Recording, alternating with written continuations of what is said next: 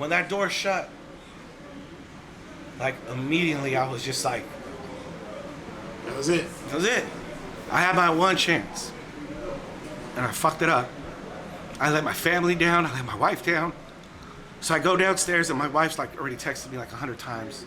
And I'm on the phone with her in the parking lot. I'm like, she's like, how'd it go? And I'm like, I blew it. But that's it. It ain't ever gonna happen like this again. I ain't ever gonna take shit like this again. We're gonna get our money. I'm gonna figure things out. I'm gonna go to school. I'm gonna do right by our family. That I wasn't my best, and I needed to start being my best. And I made this mistake, and I wasn't gonna do it again. And I just was like, sorry. No, it's good, bro. I was just devastated. You know, it's like, and I still didn't have an answer on that $26 check. So I'm like, damn, man, like, why am I such a fucking loser? But I was like, no more. No more. I got back, we were on break. I borrowed money from a good family friend, got the kids Christmas gifts, we went on about our business. Like, months went by. And I remember I would see the suit, and I just, like, I wanted to burn it. I was so mad at myself, right? And I was really focused on getting into school. I was going to transfer to SDSU. I was going to do whatever I needed to do to make money, man. And I was going to make it. And I was going to do right by my family. And then I got a call out of the blue from a weird number. I was like, hey. And they're like, hey, is this Tommy Marquez? And I'm like, or Thomas Marquez. Nobody calls me that except bill collectors and my mom, right? So I'm like, yeah, this is Tommy. Can I help you? And he's like, hey, it's Rick. Remember I'm the chief of staff? I'm like, oh, yeah. And I just thought in my mind, like, calling Tommy, hey, we gave it to somebody else. Because it had been like 2-3 months. And he's like, hey, man, I got great news. If you want to work here, I'm like, yes, yes, yes. And he goes, hang on, let me tell you the thing. No. Now. Yes. Start tomorrow. I was like, you can't start tomorrow. You have to go to Washington, D.C. in a week or two. You know, you have to wear a suit. I was like, I got a suit. Being black or a person of color, there's a different avenue that isn't traveled as often in these conversations. Again, I didn't want to have it on social media, so I did think that an opportunity for us to discuss it, albeit I said, you know, somewhere off of Baseball Diamond at a restaurant or a bar, No doubt. so that we could have a different type of dialogue and kind of make you or just express some feelings that I have dealt with and many that I know have dealt with over the years in terms of why we are where we are. Don't really know what the solution is, with one exception, and that's to change some ownership. But that's probably not something that's going to happen anytime in the near future for the most part. So I guess just maybe understanding a little bit more about our perception of what is happening, so that when you talk to people on a regular basis that probably feel the same way that you do initially, you might be able to share or enlighten them on some things coming from somebody directly that has a different perspective, that has been in the professional ranks, knows people in the professional ranks, understands a little bit more about conversations that we have, so that you can share those thoughts with them. And maybe as we all begin to have different conversations with different perspectives, we can start to change the narrative. I think there's a strong line between people that they want to appear successful and actually being successful, and that's, a lot of people are fine just appearing to be successful, but I think the real comfortability and stability just in general is that true success and building that wealth for the long term. And I think if you can consistently come in and day out and build for the future that you want, write down your goals. It sounds tacky, everything's going to sound cliche, but it's because this stuff works. And this is what you're doing. This is what I do every day, Okay. every year. You said getting your mental right. Last year, first week of the year, I took a solo trip to Cancun. Nice. Did some writing, focused on what we were going to do with the business, and it completely set the tone for the year. And it was a great year last year. Yeah. And so just doing those kind of things that help you personally set yourself up for the future and others around you, because it's going to come down to the team that's around you as well. My journey has been filled with a lot of ups and downs, more downs than ups. I really truly feel like I'm a survivor in a lot of different ways. Energy to me, finding out who I am and becoming the woman that I am and truly loving myself and becoming one with my peace and my happiness has been so so so important to me. And then to combine that with my experience of a cigar and that become my meditation and really kind of bind the whole my whole life into one peaceful realm has been amazing. So when it comes to energy, my own energy, I'm the type person I'm very outgoing, but at the same time, I like to be in my own space. I don't like to be in a lot of crowds. I am part of GTG, and I have a lot of cigar friends in Raleigh and other places that I've done events. But my energy is it's pretty independent. I don't feel like I love my peace and I love my space. Put it like that. I'm not antisocial. I'm definitely socially selective in the people that I hang around. So the people in my GTG group and other folks that I really fuck with, as they say, are people that have pretty much the same energy. They understand the cigar culture. They are smoking because that again is their meditation too. But energy to me is so important because I don't vibe with funky energy. I don't like catty people. I don't smoke to prove anything. I don't smoke for attention. I'm a woman that knows what she wants. I do what I want within legal reason, of course. Which is why I didn't lie with you here in this hotel because you guys are trying to get me evicted. But I do try to make the best choices possible. Again, I've been through it to the point where I have come head on with my piece and I'm definitely enjoying it. I was here. I've been here 2 years, almost 2 years, a few months shy of 2 years.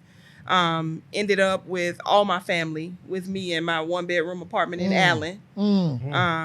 So gracious enough to be living at a property that just had all of the grace for what was happening to my family. They moved me to a 2 or 3 bedroom unit at no cost, and it was one of those kinds of things. So in those moments, you learn that humanity is real, and that love doesn't see color or where we come from or where we've been. Love is love, and it's help and it's assistance. So that's what I learned from that experience. Yo, say that. Yeah. Okay. I came from the insurance industry. I worked for only 2 different insurance companies in my life.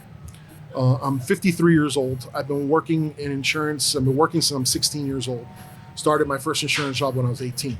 Wow. And it was just going up that corporate ladder. But my passion has always been 2 things: photography and cigars. Cigars has been my passion since I'm 16 years old. Like I was telling you guys before the show, my father, who's no longer with us, who I get everything from my sales personality, my personality, everything that I am is due to him. And he's missed, trust me, it's 22 years this year. He taught me everything about the cigar. My grandfather before him. Grandfather passed away at 98 years old. So my father bought me my first cigar when I was 16 years old. Like I was telling him, it was Bauza was the name of that cigar. He bought it at a grocery store. Man, that thing, I threw up so many times that day, I can't even tell you guys. I must have turned every shade of blue. I felt so bad, and I said, never again.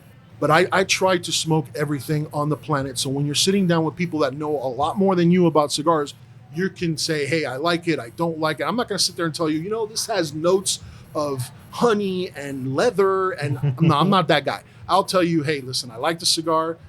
It's a great smoke for the price, and because you gotta, there's different patrons out there, price conscious patrons, and then there's others that are Fuente lovers, Padron lovers, Drew Estate lovers, and so on and so on and so on. So you got to be mindful and respectful for that. So I've never been afraid to be vulnerable or to be open. Come on with it. And I've made every mistake at least 5 times that a man can make. I grew up in my mom was a single woman. She had a boyfriend, used to fight her. And in my first marriage, sad to say, I did those things. Okay. And I had to really look inside of myself to change, man. Wasn't a religious experience. It just, some people say that you can't change things, you can't change people, but I never use the word can't when it comes to me. If it's something that I want to do, I'm gonna do it. And so I quietly put myself in some counseling for some years. That was probably the biggest mistake I ever made. It wasn't about how I got there for me or it was the fact that I did the shit. You know, and you know, I went to counseling once and I was talking to a counselor and she said, so if your mom went through that, how do you figure you became the same guy? I said, well, I think I've put a lot of thought to that. I said, whenever you see situations of domestic violence and stuff, there's always something for the women. Everybody forgets about the little boy that's in the house that's watching this shit that doesn't know how to process it, man. And I never thought, and I got to be 34, 35 years old before I realized that. You know, I did a lot of different things, man, a lot of different relationships because I was a young guy. I was a Marine, man.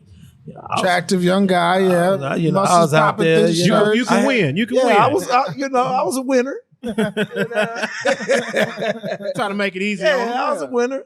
And man, you know, you just do shit. You know, I grew up in the hood. Yeah. I'm a reformed hood nigga. You know, I don't say that's what it is, you know. Yeah. And so I did a lot of stuff. I made a lot of mistakes, man. But I remember when my first wife, when we split up, we had a conversation. And I don't know, she's probably not gonna see this. She may, her husband's he smokes cigars, so she may see it. But I remember us having a conversation after we split up, some years after, because we still had kids to raise together. And it was a hard thing to hear how she felt. It was a hard thing to hear it. And that was the beginning of some of the changes that I started trying to make for myself. But the thing was, I didn't know where to go. So I remember being in Plano. I went to this place called Hope's Door. You know, it was like a battered women's shelter that offers counseling. I got into some trouble with my ex-wife and then got put on probation. And so I went there and I said, you know what? I'm gonna do this. Got to change this. You know, you have to be more positive. You know, bad stuff is going to happen to everybody. There's nothing that you can do about it. There's good stuff and bad stuff in the world. And all you can do is just, you know, move on. You know, I know people that a lot, like really, I know somebody that the moment that dad passed away from COVID last year. And that person, you know, a month after, you know, she was back up and doing all the stuff that she used to do before. And then I know people that maybe a cousin died and is still depressed. So I know everybody's different and everybody's, you know, feelings are different too. But I just think that you just have to try to be positive. Something happened. Okay, there's nothing that you can do about it. Just, you know, yeah, of course you're going to feel bad, but you have to move on and do something else and keep going because are you going to get stuck? You have to keep going. Remember, each one of our guests are dropping nuggets of wisdom here on the Trail of Life. Ultimately, my friends, it's up to you to pick them up. Ladies and gentlemen, my name is Ryan Mosley. He is Ryan Cuffey. Thank you again to our guest. We will see you guys next week on another great episode of the TheVisionLab podcast. Blessings.